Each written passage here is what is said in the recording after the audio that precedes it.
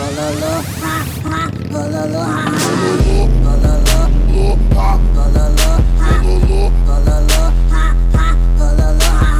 morning YouTube, my name is Justin. I run this channel here on YouTube called Bike and Bird, where we take pretty much stock machines and turn them into badass bikes. Now today we are going to be installing the Klock Werks clip hanger adjustable handlebars on this 2018 Ultra, Road Glide Ultra, and I'm going to show you step by step exactly how we do it, so let's get to work. First, I want to point out that even though I'm using a lift in this video, it is definitely not necessary. Before you get started, protect your tank with something like a towel or blanket to prevent scratches later in the process. Starting with the clutch side, we're going to remove these two bolts. I have a phone mount that takes the place of the stock T27 bolts, so don't worry if yours doesn't look exactly like mine. Keep a hold of the clutch lever assembly, as these two bolts are the only thing holding it in. Once these are out, remove the assembly and set it onto the tank. Moving to the back of the clutch side, we're going to remove the two T25 bolts from the switch housing. The front plate will now come off, but before the back will release, we must remove this button. It is held on by two tabs that you can pull out with a small pick. Once the button is removed, the rear face will come off, exposing the switch bracket. To remove the switch bracket, pry up on the plastic latch with a small pick. Be gentle, as this latch can break easily. After the latch is open, remove the single plug going into the switch. A pick isn't necessary to do this, but I have fat fingers and find this to be much easier. Once unplugged, remove the switch and set it to the side. Moving on to the brake side. The process is very similar. Start with the two T27 bolts holding on the brake lever assembly. After those are out, remove the assembly and lay it on the tank like before. Remove the top and bottom T25 bolts and the rear face will come off.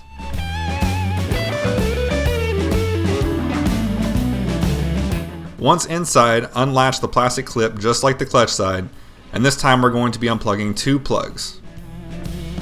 Once unplugged, remove the switch and slide off the throttle and set them both to the side. Remove the plastic ignition ring by lifting up on the bottom and set aside. If this is your first time doing this, you might need to get a small screwdriver in to pry it off. Before removing the ignition, I highly recommend turning it as far as it will go counterclockwise. This will help prevent the tumblers from getting misaligned and creating problems down the line. To remove, insert your key, then feel for a button on the left side underneath the ignition. Press that button and then turn your key past the lock position, counterclockwise. You should feel the ignition pop up. Pull straight up and out and remove the spring and set aside. On each side of the gauge housing there will be two T25 screws. Remove these completely and set aside. Pull up on the gauge face gently. There are three plugs behind the gauges, but we will only need to unplug two of them. The main gray one here, and the black one on the clutch side here. Once unplugged, flip the gauges up and out of the way and rest on the tank. You can cross the brake line over to help keep it in place. To give us some extra room, clip the zip tie on this cable here and pull out the slack. This will reveal the plugs that we need to unplug. Simply trace the lines coming out of the bars and unplug each one of them.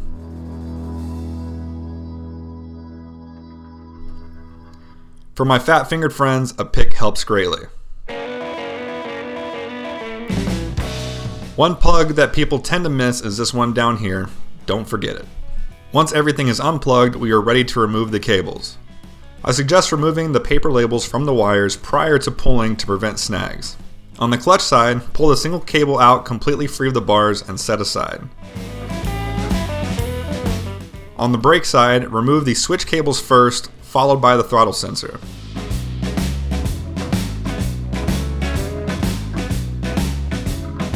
Before loosening the top clamp bolts, lean your body against the bars like so. This will prevent the bars from falling and damaging the bike. Using a 1/4 inch hex, remove all bolts completely and remove the top clamp.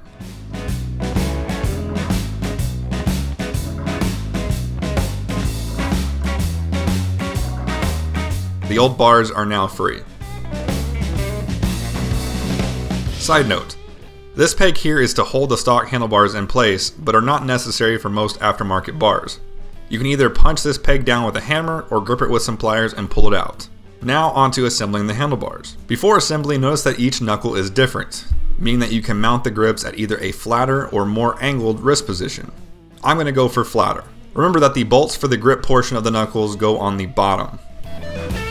There is a small hole in the grips, the knuckles, and the U-bar. Slide the grip portion into the knuckle until that hole lines up.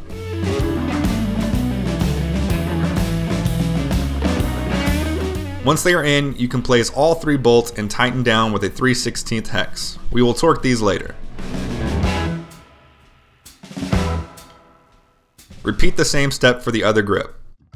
Remember that you can distinguish the throttle side by the notches at the end of the grip. Back at the bike, set the bars on the bottom clamp, place the top clamp on top, and tighten the 4 1/4-inch hex bolts. Don't worry about pullback just yet, we will adjust everything later, just get them tight enough to where the U-bar will not go anywhere. Now we can place the knuckles onto the U-bar. You can see that I'm using a flathead screwdriver to wedge the opening. This is to prevent scratching and make the knuckle easier to put on. Just like when we put the grips into the knuckles, use a finger to make sure that the interior wiring holes are lined up. When they are lined up, insert just the middle knuckle bolt and tighten. Once again, don't worry about wrist placement, we'll adjust everything later. Repeat the process on the clutch side.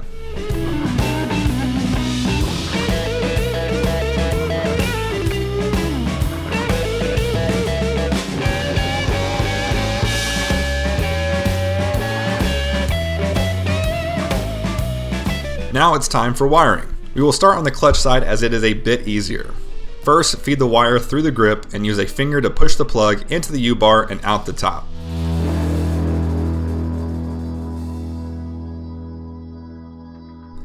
This will make feeding the U-bar portion much easier. Once fed through the grip and top of the U-bar, we will need to feed a puller up through the U-bar. I used a heavy gauge wire from a light fixture. Other recommended pullers are a weed eater wire or a thick guitar string. Feed the puller out the top of the U-bar. Twist the puller around the switch wire and then secure it with tape. I'm using electrical tape, but pretty much any tape will do. Wrap all around the plug to prevent snagging on the inside of the bar.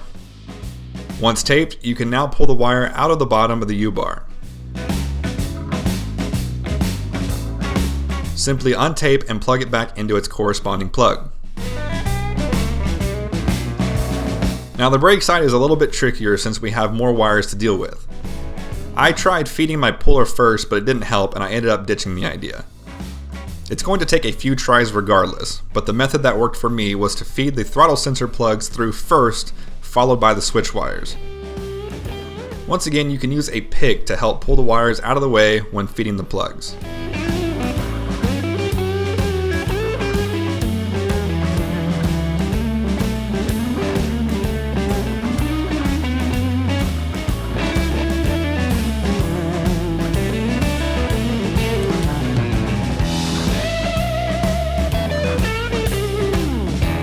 Once both sets of wires are through, push in your throttle sensor, making sure to align the tabs to the corresponding slots in the grip.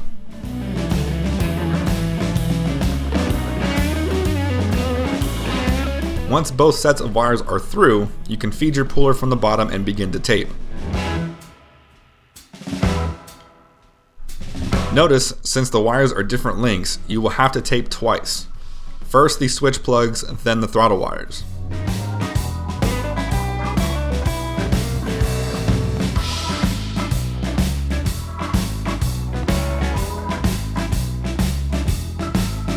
Once taped, pull both wires through the bottom of the bars, untape, and plug back in.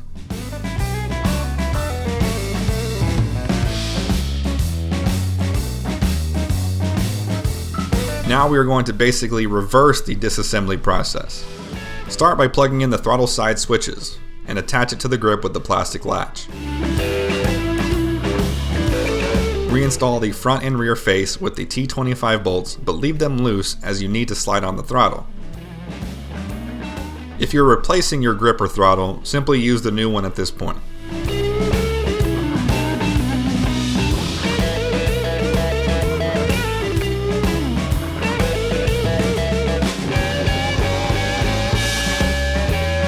Before we can attach the brake assembly, we must first cut a zip tie near the gauge housing.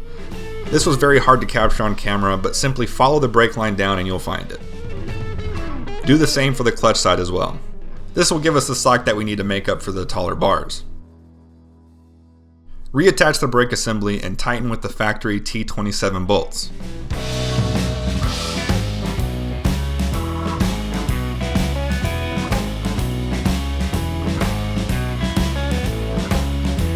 Once tight, you may now tighten the T25 bolts in the back of the switch housing. Moving to the clutch side.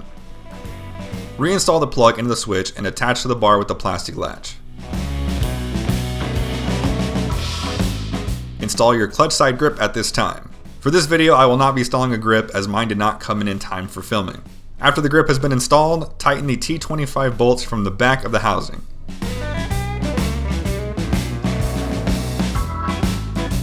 Reinstall the clutch assembly with the factory T27 bolts.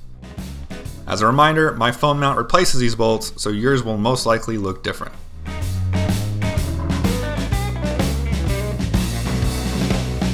After the T27 bolts are tight, move back to the T25 bolts on the back of the housing and make sure that they're tight. This next step is not necessary for 10-inch bars, but might be required for 14-inch bars. You can remove the plugs inside the gauge housing from this plastic backing by pressing the tabs on the back.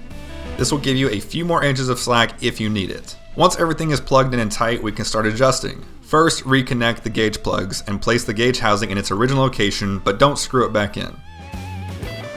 Insert the remaining bolts into the knuckles at this time. Get on the bike and start making your adjustments. Remember to loosen the 3/16 hex on the knuckles to adjust wrist angle.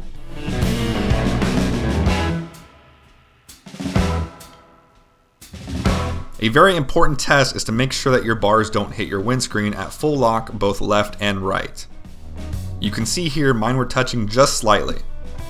You can adjust both the pullback as well as the wrist angle to help combat this issue. Once you've confirmed you're no longer hitting the windscreen, torque the 1/4 inch clamp bolts to 12 to 16 foot-pounds. Then move on to the 3/16 hex bolts on the knuckle and tighten them all to 140 to 155 inch-pounds or 11 to 12 foot-pounds. Be sure to tighten all 12 of them. One final adjustment you can make is your clutch and brake lines. Use a 13mm wrench to barely crack the bolt loose enough to move the coupler. If you loosen this too much, you could introduce air into the lines, so be careful. Once adjusted, torque down to 18 foot-pounds.